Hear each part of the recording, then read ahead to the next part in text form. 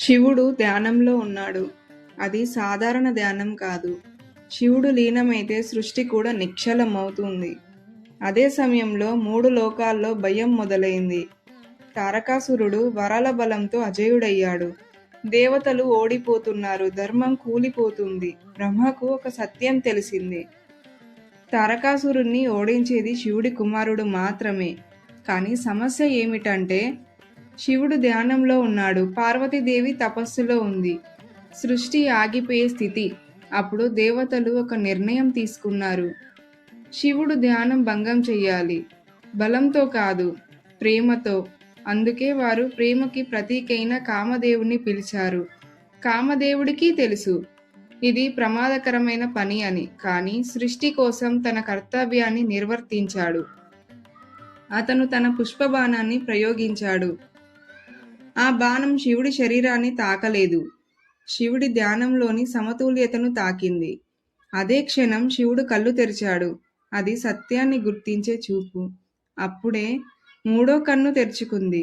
అజ్ఞానంతో కూడిన కోరికని గుర్తించడానికి. నియంత్రణ లేని కోరిక సృష్టికే ప్రమాదం. ఆ క్షణంలో కామదేవుడు భస్మమయ్యాడు.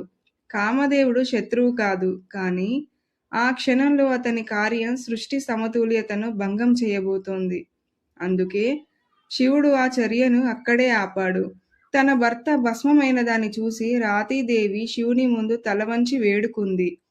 ప్రభు, ప్రేమ తప్పు కాదు. ప్రేమను నశింపచేయవద్దు అని. ఆమె కన్నీళ్లలోని వేదన మాత్రమే కాదు, లోక భవిష్యత్తు కూడా ఉంది.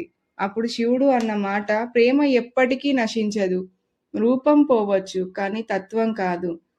అందుకే కామదేవుడు అనంగుడయ్యాడు. రూపం లేని ప్రేమగా లోకంలో కొనసాగాడు. కొన్ని పురాణాల్లో విష్ణు అనుగ్రహంతో కామదేవుడు మళ్ళీ అవతరించాడు అని చెబుతాయి. కానీ శివపురాణం చెప్పే అసలు సత్యం ఇదే. శివుడు ప్రేమకు శత్రువు కాదు. అజ్ఞానంతో కూడిన కోరిక నాశనం. అందుకే శివుడు మహాకాలుడు. కాలాన్నే కాదు, మన కోరికలను కూడా నియంత్రించేవాడు. శివుడు 3వ కన్ను నాశనానికి కాదు, సమతుల్యతకు ప్రతీక.